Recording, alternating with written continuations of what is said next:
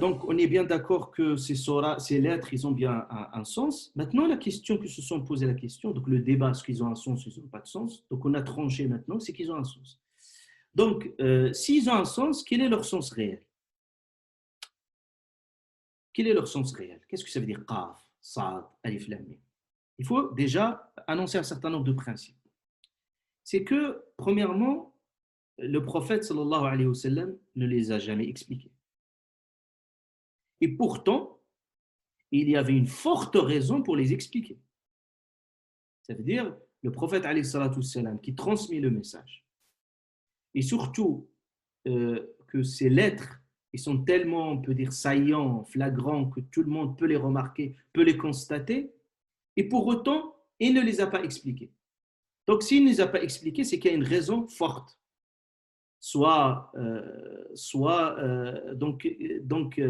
Le fait que ces lettres ne sont pas expliquées, ça peut relever d'un mystère divin, ça peut relever d'une autre nature, ce que nous allons expliquer, Inch'Allah. Pourquoi? Parce que c'est qaf, premièrement, cette façon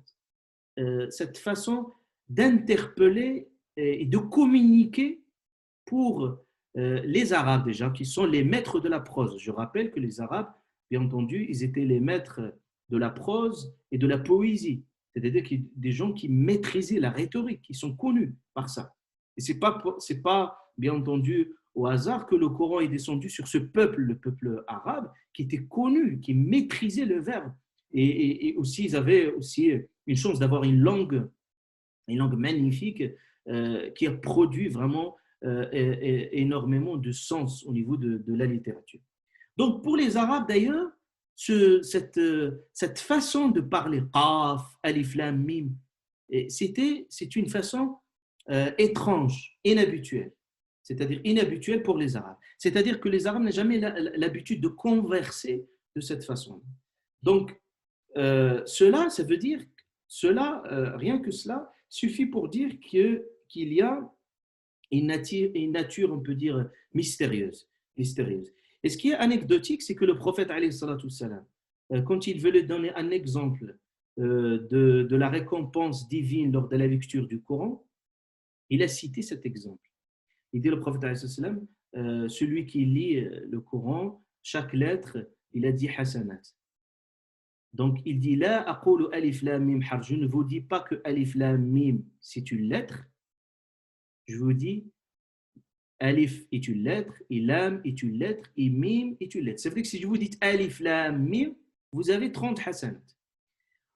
Certains savants, ils ont tout de même constaté cette anecdote. Ils ont dit le prophète pourrait éventuellement donner un autre exemple de n'importe quel verset du Coran.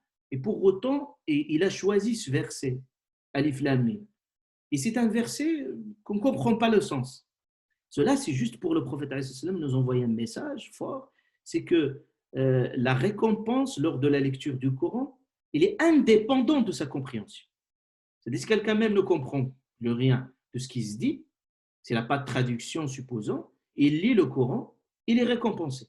Parce que le Coran, en soi, ce n'est pas n'importe quel livre de littérature, de philosophie, vous allez voir, de science, vous pouvez le lire juste pour votre curiosité intellectuelle. Non, c'est un livre qui est d'une autre nature et c'est pour ça la récompense qui n'est pas, par exemple, vous pouvez lire le hadith, par exemple, les propos prophétiques. Vous voyez la récompense du geste et aussi de l'intention, mais vous ne pouvez pas avoir 10 hasanat par lettre. Ce n'est pas possible. Même le hadith Qudsi que nous allons voir qui est un peu différent par rapport au hadith, c'est-à-dire le sens vient d'Allah Azza wa Jal, mais la traduction, en fait, ça vient du prophète alayhi salatu wassalam. Maintenant, la question qui se pose, est-ce que, bien entendu, que le prophète alayhi salatu wassalam n'a pas bien entendu traduit, n'a pas expliqué, bien entendu, ces lettres. Maintenant, on va voir les débats entre les savants. Qu'est-ce qu'on va en sortir avec tout ça?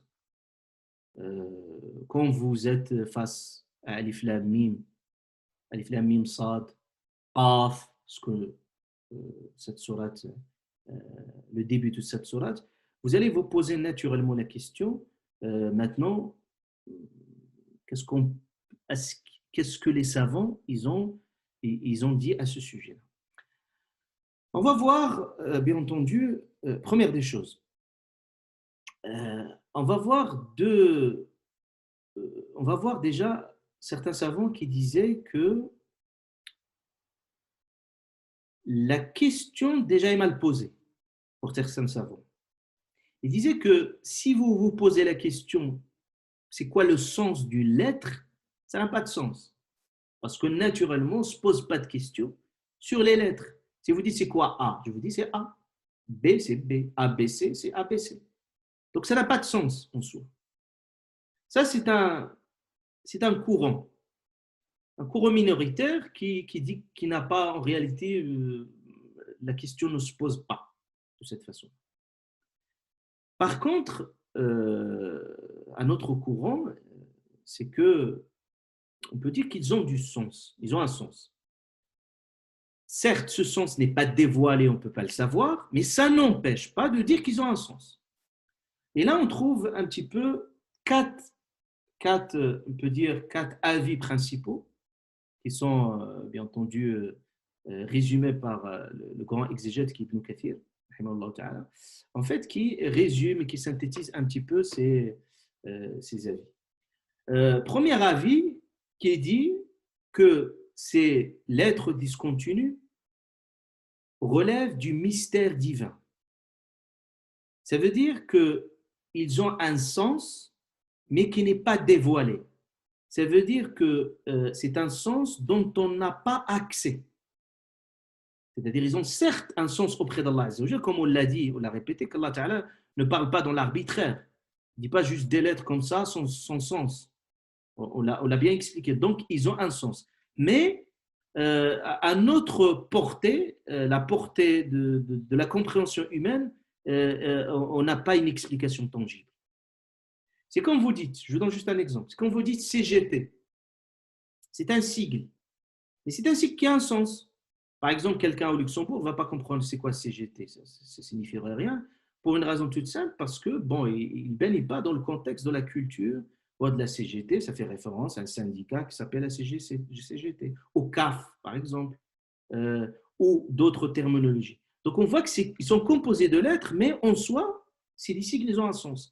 Donc, la même chose qu'Allah Ta'ala dit Alif Lam Mim Qaf, c'est qu'ils ont un sens. Un sens, mais c'est quoi le sens? On ne peut pas, bien entendu, le dévoiler. Ça, c'est le premier avis. Le deuxième avis, dans certains savants qui disent que c'est Alif Lam Mim, c'est Qaf, ils sont le nom des sourates dans lesquelles ils sont mentionnés. C'est pour ça que cette sourate, ça s'appelle sourate Qaf. Il y a une autre sourate qui s'appelle Sad. Bon, pas toutes les sourates, mais généralement, ils disent que c'est le nom de ces sourates. Ça, c'est un deuxième avis. Le troisième avis qui dit, en fait, sont des symboles qui font référence au nom d'Allah et de ses attributs divins. C'est-à-dire que Alif Lam Mim, il est en lien avec Qaf, Sad, c'est en lien avec les noms divins. Ça, c'est le troisième avis. Et un quatrième avis qui dit, en fait, cela, c'est une façon par laquelle Allah défie. Donc, c'est un défi, ce qu'on appelle le défi linguistique.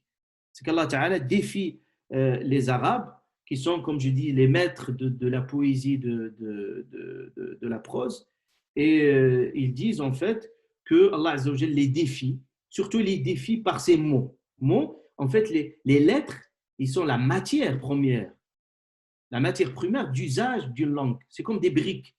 Et Allah Ta'ala les défie déjà au nom de la maîtrise de la langue. Et vous avez cet avis-là, c'est un avis qui est défendu par beaucoup de savants, d'exégètes qui sont connus, par l'imam Razi, par exemple, l'imam Qurtubi, l'imam Zamakhshari, Ibn Taymiyyah, Ibn Kathir. C'est-à-dire tous ces savants-là défendent cet avis, ils ont défendu cet avis. Bon, néanmoins, on peut discuter sur ce dernier avis. On peut dire, oui, certes, qu'il y a un côté miraculeux, surtout du défi scientifique. Et cela, certes, que la rhétorique coranique, il il est fondatrice. Par exemple, le Coran, il a impressionné les Arabes de l'époque parce qu'ils n'arrivaient même pas à classifier, à catégoriser le Coran, comme vous allez le voir. Parce qu'ils étaient un peu très, très impressionnés parce qu'ils n'arrivent pas à le catégoriser. Est-ce que c'est de la poésie, c'est de la prose, est-ce que c'est de ceci, de cela? Ils n'arrivent même pas à le catégoriser dans quelconque catégorie. Parce que le Coran échappe à toute classification. Donc, on peut dire certes que c'est important, mais cet avis-là, malgré son importance, mais on ne peut pas réduire le Coran juste à cet aspect linguistique. Parce que le Coran, le miracle linguistique, il n'est pas propre à ces lettres, il est propre au Coran tout entier. C'est-à-dire le Coran tout entier. Pourquoi spécifiquement ces lettres-là? Donc ça, c'est une question légitime qu'on peut se poser. Donc on peut dire que ce postulat n'est pas faux, ce n'est pas faux, que certes c'est un défi, mais on ne peut pas réduire le Coran tout entier ou réduire la présence de ces lettres-là, c'est juste pour une raison, bien entendu, de déficience. Donc c'est pour ça qu'on doit se heurter à un certain nombre de problématiques. Je vais problématiser ça, je vais vous donner un certain nombre. Euh, donc c'est pour ça, certains savants, dans l'impossibilité, bien entendu, bien entendu, de dégager un sens, on n'arrive pas à le faire. Si le professeur ne l'a pas fait, on n'a aucune connaissance, ça serait que de la spéculation. Vous ne pourrez jamais savoir qu'est-ce que c'est des qaf, etc. On a dit c'est peut-être les noms du Coran, peut-être c'est le nom d'Allah, peut-être, mais on est toujours dans l'hypothétique. Maintenant, on peut se poser la question. Certains savants se sont orientés autrement. Ils ont dit, puisqu'on ne comprend pas leur sens, maintenant, il est très important de s'interroger sur leur fonction. C'est-à-dire que si on même ne comprend pas le sens, il faut savoir c'est quoi leur fonction. C'est pour ça, pourquoi on se pose la question légitime, cette question de la fonction, c'est parce que tout simplement, on a parfois une lettre, parfois deux, parfois des lettres composées, parfois on a deux, parfois on a trois, parfois on a quatre. Mais pourquoi ici c'est deux, ici c'est quatre? Pourquoi ici dans cette sourate vous avez qaf, ça aurait été sad, ça aurait été alif lam mim?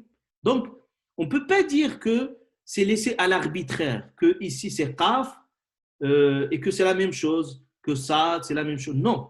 Si sad dans une telle sourate débute par une telle sourate, c'est que cette lettre-là, il a un lien quelque part avec la sourate. Et ici, qaf, vous allez voir que c'est une lettre emphatique. Ceux qui maîtrisent l'art de tajwid savent qu'il y a des lettres emphatiques, surtout par exemple qaf. Et certains savants, ils sont allés dans une analyse lexicale très approfondie déjà de ces lettres en soi. Pourquoi ces 14 lettres, quand je viens de le citer? Et ils sont en train de lier la nature de la lettre. Par exemple, qaf, ça donne une tonalité. Vous voyez, qaf. Donc ça donne une force, une tonalité très très forte.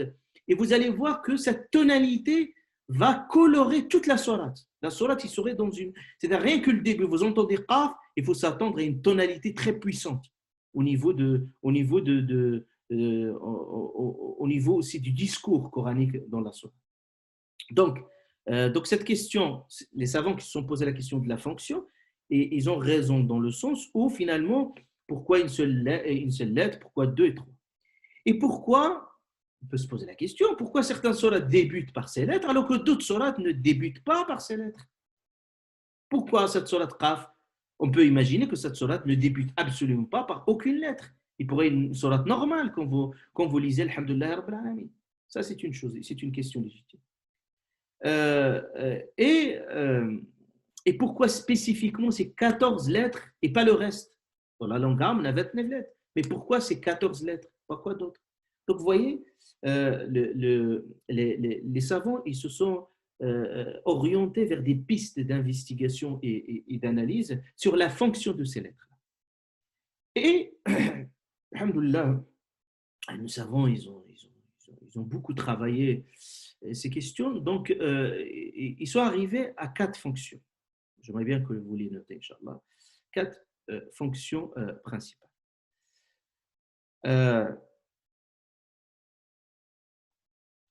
La première fonction, ce que les savants l'appellent al-iqtida.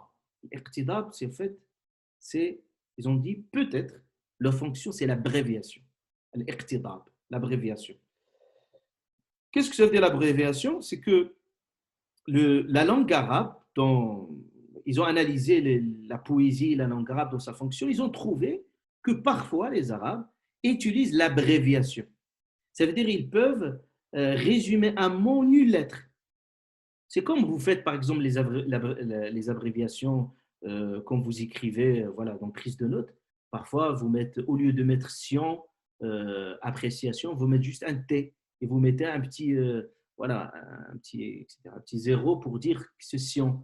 Ou n'importe quel langage, en fait, maintenant le langage SMR, c'est un langage très abrévié. Donc vous verrez pourquoi, vous dites PR quoi, etc. Et il y a une perte d'un certain nombre de lettres. Donc ils ont dit, c'est possible parce qu'on l'a trouvé dans la poésie arabe que finalement, parfois, on utilise l'iqtidab, c'est-à-dire l'abréviation. Donc ça, c'est la première fonction. La deuxième fonction, ils ont dit que la deuxième fonction, ce qu'on appelle at-tabkit. Tabkit, c'est quoi? C'est la défiance. Surtout, le texte coranique défie les autres. Pourquoi? Parce qu'on remarque que le Coran a défié les Arabes. Déjà, il les a défiés de reproduire le Coran. قل لئن اجتمعت الإنس والجن على أن يأتوا بمثل هذا القرآن لا يأتون بمثله ولو كان بعضهم لبعض ظهيرا. Allah a défié les djinns et les humains pour qu'ils reproduisent ce Coran tout entier comme il l'est. Ils étaient incapables. C'est-à-dire si on associe toutes les forces possibles pour pouvoir produire un tel Coran d'une telle nature, un tel corpus, c'est impossible de le faire. Et puis, le défi, il commence à descendre au point que le Coran les défie par 10 sourates. C'est-à-dire 10 sourates, produisez 10 sourates. Ils étaient incapables. Et puis, il leur a demandé une seule sourate. Ils étaient incapables. Et puis après, il leur a demandé un verset. Un verset. Et puis là, il défie ici. À chaque fois, ils étaient incapables de le faire. Et ici, le Coran défie même par la lettre. Donc, vous voyez que ça, c'est une raison, c'est une fonction aussi c'est une façon de défi pour les hommes. La troisième fonction, ce qu'on appelle, pour certains savants, la fonction de tanbih. Tanbih, c'est quoi? C'est la stimulation. Ça veut dire que, vous savez que lorsque le Coran est descendu, certains détournaient l'attention des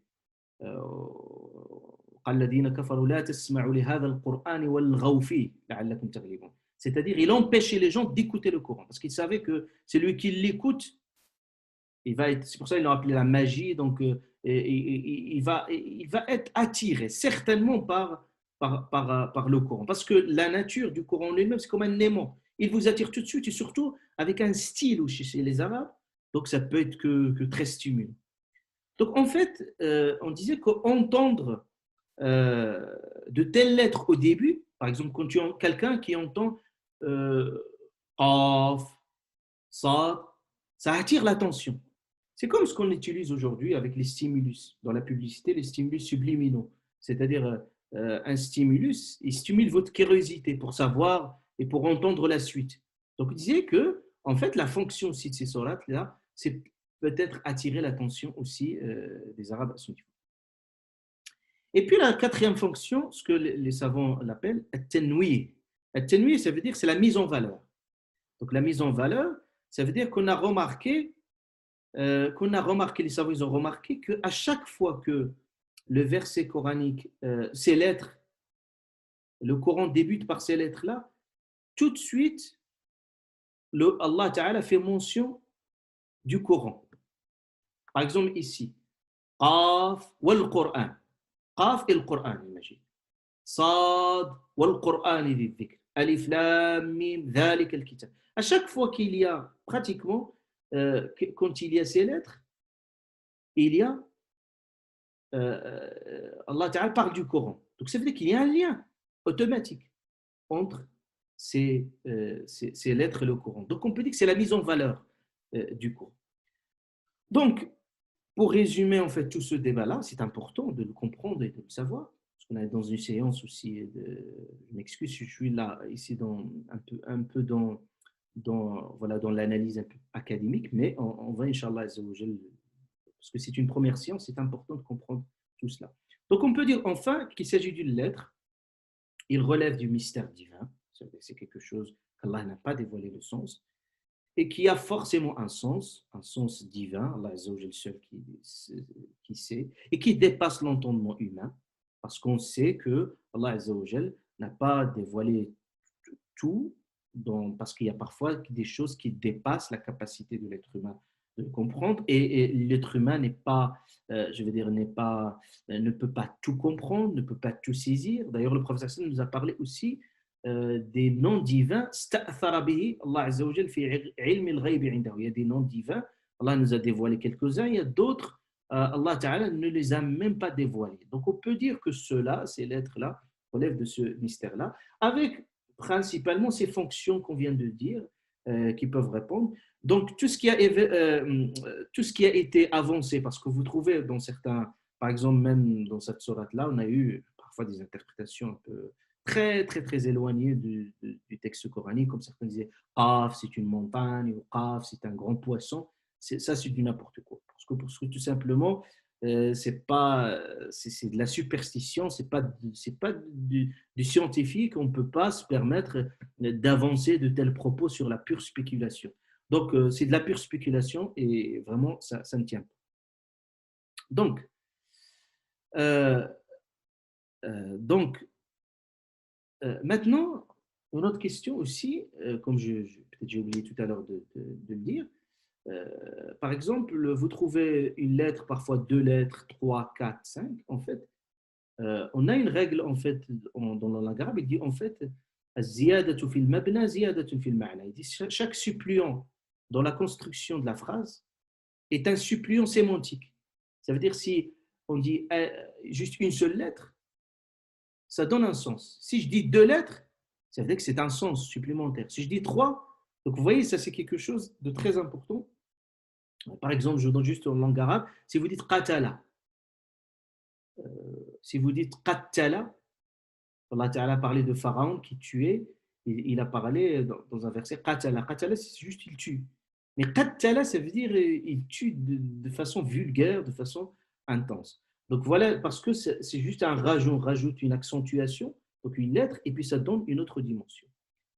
Euh, donc, euh, donc, tout ce qu'on peut dire, ça relève de l'mutashabih de Coran al-Karim, que nous savons, c'est une zone dans laquelle, euh, on ne peut pas tout comprendre, on ne peut pas tout dévoiler. Et ça relève une autre nature du Coran.